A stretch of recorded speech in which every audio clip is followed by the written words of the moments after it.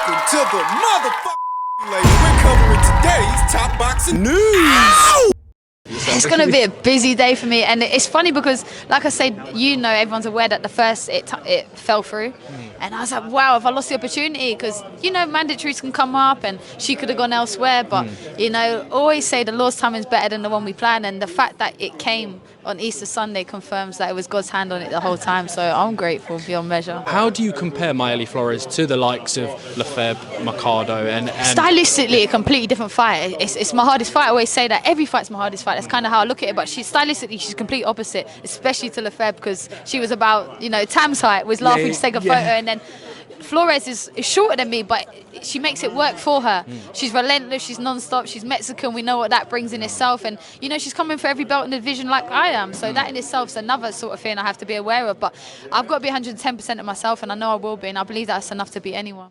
So does this fight really yield the potential to be the most dangerous and difficult fight of Ellie Scottney's career so far, or is that just her being respectful towards her opponent because she says that about everybody every fight? Mayeli Flores, 33 years old with a pro record of 13-1-1. 5-1 in her last 6 fights, meaning out of the last 6 fights, she won 5 of them, currently on a 5-fight winning streak after having dropped a decision to then bantamweight champion Yuli Luna. She's more than rebounded off that loss. She stands now as a world champion herself, ahead of the biggest fight of her career and the biggest fight the super bantamweight division will have ever seen. Against Ellie Scottney, 28 years old, sporting an unblemished record of 11 wins with no losses and no draws. No recorded knockouts. Mayeli Flores would be the bigger puncher of the two stylistically. Mayeli would be the brawler and Ellie would be the boxer, a few inches taller, a few inches longer than Mayeli Flores, which lends itself to Ellie Scottney's base style. Catford. One of the more malleable women boxers in women's boxing, Ellie Scottney can punch when she needs to and box when she needs to, move when she needs to. I think she will this Sunday. As Mayeli Flores is a lot more direct, she is your, according to Hoyle, pressure fighter, very similar to an Isaac Cruz. You notice that Isaac Cruz, because he's often so much smaller than his opponents, his variety of punches is limited to looping shots over the top, overhand rights, barreling forward and crashing the pocket, attempting to overwhelm his opponents. Mayeli Flores is the spitting image of that fighter. Very persistent, hard to discourage. She's been in there with some of the bigger punchers at or around these weights, bigger punchers and more experienced boxers than Ellie Scottney. Last in action in May of last year opposite the ring, former champion Nazarena Romero, who she beat by way of a split decision, giving Nazarena her first professional loss. It was the only fight that she had last year. She would have fought 2 times if not for the postponement of the Ellie Scottney fight that was supposed to go down on the undercard of Jake Paul versus Anthony Joshua. Ellie was a little bit more productive in the previous year. She fought Miyamoto in January, then unified titles with Yemi Mercado in July. Would have been 3 fights that year if not for the postponement. So is Mayeli Flores really the most dangerous opponent Ellie Scottney would have encountered in 11 professional fights? And I would say yes. The potential is there because Mayeli is not here for a boxing match. She's not going to fence and fiddle and wait for the opportunity to try for a big punch. She's just going to go for it. From the opening round to the final round, this will be a test of Ellie Scottney's agility, mobility, her defense, her endurance. Because she's not a knockout merchant, there's not much chance that she knocks out Mayeli Flores. The fight is likely to go the distance, so it will be a test of Ellie's cardio. And that's where the danger lies. You may be fresh enough to stay on the move and get some punches in the opening stanza, but as the fight progresses and the damage piles up, what damage you take, will you still have a pep in your step in the later rounds, or will you not, and will that allow Mayeli to get to you? That's where the danger lies, and that is where Mayeli could turn out to be Ellie's toughest opponent to date. In spite of that X factor and those intangibles, I still like Ellie Scottney to win. I like her to win a points decision in what will be a hard fight. What is consistent with Ellie Scottney is she often takes on opponents that are a lot more experienced than she is, beats them, and makes it look easy. Is it going to be easy on Sunday? I don't know. but I do like Ellie to win. Ellie Scottney on points to become the inaugural Super Bantamweight Undisputed Champion is the prediction, is the pick, and I expect it to stick. Elsewhere in the world of boxing, a Twitter user who goes by the name LA Latin American said, serious question, do you follow this man? This man being our good friend, Stephen Kimothy. Is he making a unique contribution to the boxing world with his incomparable commentary? Are you? He's been engaging in clowning about the tank footage. Some of you who have been outspoken about how DV is bad stay hypocritical, though. You seem a lot more bothered about what he chooses to laugh at than the actual case itself. So who's the hypocrite here? What she's pointing to is a joke.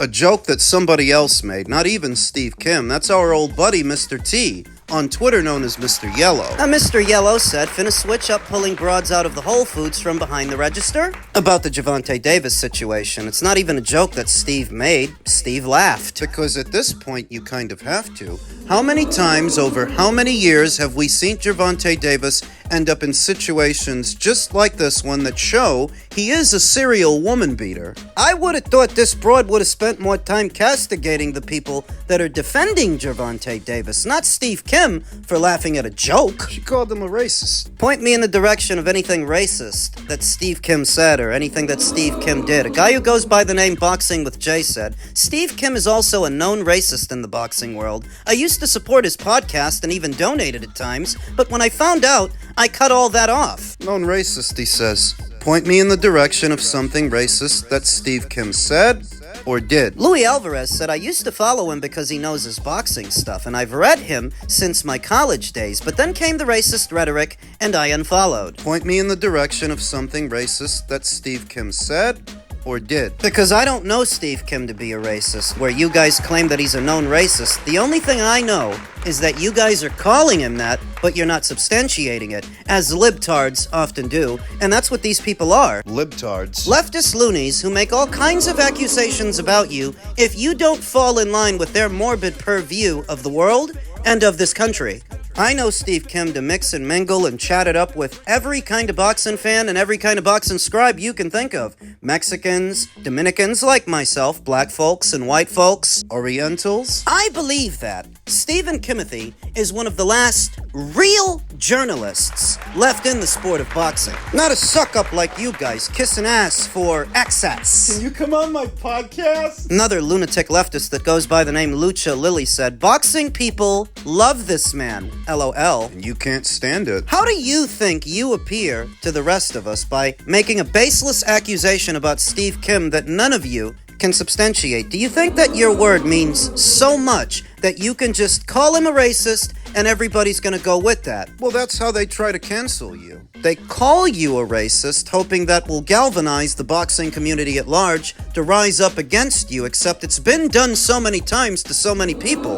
It's lost all of its weight, all of its meaning, the would-be Jussie Smollett's occupying the boxing space. Him laughing at a joke that somebody else made, that makes him a racist? I don't think you know what Mr. Yellow's race is. If you did, you'd know how fucking stupid you sound. Mr. Yellow is a regular here on the channel. And Mr. Yellow is a black man. So how is Steve Kim a racist by laughing at a joke he's made? Can you point me in the direction of something Steve Kim said that was actually racist or something that he did? Because what I've seen him do is be a regular on Jason Whitlock's podcast. He's been a regular here on this channel. We've corresponded many, many times. Steve Kim seems to mix and mingle with a diverse group of people enough that I'm not getting the racist vibes. you're going to have to point me in the direction of something that he said that would constitute what you're saying. Otherwise, what you're saying is bullshit. Fucking bullshit from lunatic lefties. These libtards will try to drag your name in the mud and assassinate your character if you don't fall in line with whatever rhetoric they spew. Fuck you. Who died and made you the bigotry police? It's the thing about these liberals. They're always trying to champion a cause that doesn't need an avenger. I don't understand. What's supposed to make Steve Kim a racist? That he's laughing at Gervonta Davis's latest domestic abuse case, of which There gotta be at least 9 or 10 of these things by now. I don't get it. Is this about defending Gervonta? Is it that you don't like that guys like Steve Kim have been right about Gervonta all along? I don't get it. And I don't have to, because the burden of proof is on the accuser. It's not enough for you guys to just say it and repeat it back to each other in your little echo chamber. I've known Steve Kim for 43 years. Who the fuck is LA Latin American? Who the fuck is Lucha Libre? It's Lily. Whatever. Who the fuck are these people, huh? You're the ones can't even define what a fucking woman is.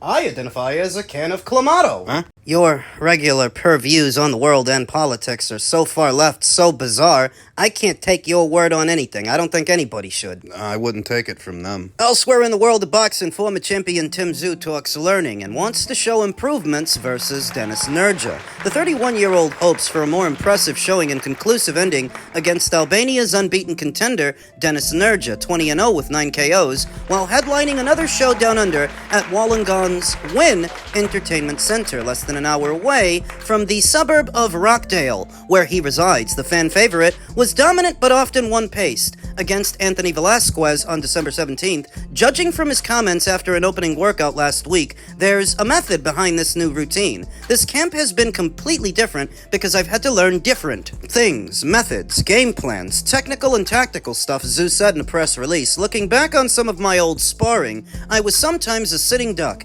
and can see that now. I've seen the lessons and it's about improving, developing a new style. That's why I took this fight. I believe in my skills, know what I'm capable of, and the world is in my hands, so I'm going to take it with both. The former world champion said he's been working on sharpening his fundamentals and knowing when to rein in a tendency to be aggressive, which has cost him dearly at the elite level in recent years. Up until recently, Tszyu would have been best described as an unrelenting pressure fighter, barreling forward and delivering hard punches, bent arm punches, hooks, uppercuts within close quarters, closing the distance and overwhelming his quarry, but enlisting the aid of a more cerebral trainer like Pedro Diaz. He wants to tighten up his game. He wants to get hit less, take less punishment, find a happy medium between defense and offense. I've shown cojones all the time, and when it gets rough and dirty, I know when to bring it out. I know I've got that up my sleeve at all times, but do I need to expose it in round 1 straight away? No, I don't. It's all about timing. I'm still the same old Tszyu, but I feel like you need to keep learning. Miami-based head coach Pedro Diaz,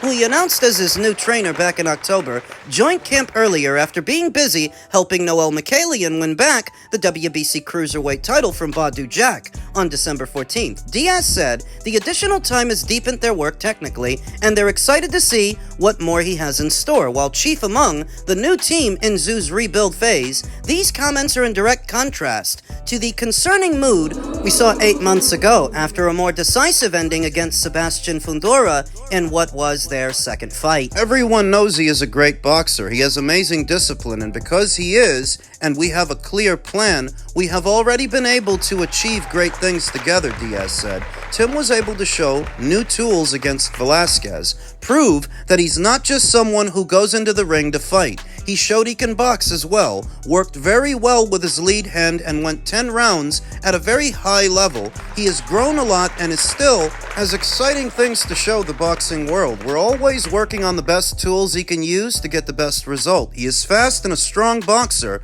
but we have worked a lot on his defense, angles, lateral movement, and his lead hand. I think he is doing a great job. I want to see the work from training come through in the fight, to show the world that he still has a lot to offer in boxing. 3 losses later, after the 2 losses to Sebastian Fundora and the violent knockout loss to Bakram Murtazaliev, Tszyu still has the hunger, the desire to prove himself in the boxing world. I would actually call that a good thing. That he's so stubborn. That psychologically, he hasn't given up. He hasn't checked out. He's completely changed his decorum. He's based himself out of Florida now, given his training and managerial team a complete overhaul. Pedro Diaz is aware that Dennis Nurdja has a point to prove in his career, best opportunity, though they remain confident the work will speak for itself in a 160-pound bout for a WBO middleweight trinket. You wonder if Timmy's not going to stay up there in the middleweight division that very much is an open book and very soon will yield vacant world title opportunities. The relatively unknown Dennis Nurdja, 32-year-old, warned against overlooking him, especially with a lucrative fight against former unified welterweight champion Errol Spence Jr., potentially evaluating the Aussie this summer. This is the type of moment I've been working towards since I was a young boy. I respect Tszyu and what he has done, but I am coming to show the world who I am. When I step into the ring, people will see my level, he warned in a press release. Here on the eve of this fight set to go down Saturday night in the United States and Sunday afternoon in Australia, Due to the time difference. it's gonna be free to any and all existing Amazon Prime subscribers in what is a jam-packed weekend of fights, because that same afternoon, Deontay Wilder's gonna fight Derek Chisora as a lead-in to this fight. Then that following Sunday, MVP's got a card in the afternoon, and Zuffa Boxing has theirs. It's a full weekend of fights. I wouldn't worry too much about Dennis Nurdja, who is an unbeaten fighter going into this bout, but in many ways, he's just an Albanian Anthony Velasquez. He's a guy with an unbeaten record who's managed to stay unbeaten by fighting pedestrian-level competition. He's never fought anyone the level of a Tszyu. He's not a banana skin. I don't think he jeopardizes the potential Errol Spence Jr. fight. He's a guy with a decent enough look and record that Tszyu can continue to build and continue to work on things as he adjusts to a new base style. I anticipate Tim is going to win. It's just a question of, does he win by way of a points decision, being cautious, or does it all come together enough for him to rack up a knockout? Multiple sources have come out and stated that the fight between Spence and Tszyu will be for this upcoming July 25th in Melbourne, Australia, with the negotiated purses being in the neighborhood of $7.5 million apiece to both Errol and Tim. That's $7.5 for Errol, $7.5 for Tim. Set to go down in Sydney. Maybe Sydney, maybe Melbourne, maybe Brisbane. Big maybe. Although we have been seeing more and more of Errol Spence Jr., who seems to be on the comeback trail, palling around with veteran trainer Ronnie Shields. Is he the one supposed to replace Derek James? Why are we supposed to believe Errol would concede home field advantage to Tszyu to travel all the way down to Australia? Well, it could be, because that's actually a very, very big fight in Australia that could get them big money. Bigger money than if they tried to do it in the United States. It's been 3 years since Errol Spence Jr. last fought. People online can say what they want, anticipating his return, but unless they're ready to kick out cash to see him, it's all much ado about nothing. I don't think Errol, 3 years after the beating to Crawford, has the same marquee value that he used to. And that might be why the fight happens in Australia instead of in the United States. If the fight doesn't happen at all, if the rumors aren't true, and Errol isn't going down there, the fight isn't made. Timmy can fight Keith. Tim can fight Keith Thurman, who he was already scheduled to fight well over a year ago, but ended up withdrawing, and Sebastian Fundora stood in his place. Timmy can fight Keith Thurman, who after the knockout loss to Sebastian Fundora said he's not going to retire. He's going to stick around. He's going to keep fighting, but there are not that many big fights and safe fights for Keith Thurman in the United States. Not a lot of big money either. Going to Australia, he might be able to make a few more million. You know, he might make more for fighting Tim than he just made fighting Sebastian. Because Tim is a much bigger draw down there than Sebastian is up here. That is the alternative to Errol Spence Jr. if that don't work out. If he don't fight Errol, he can fight Keith.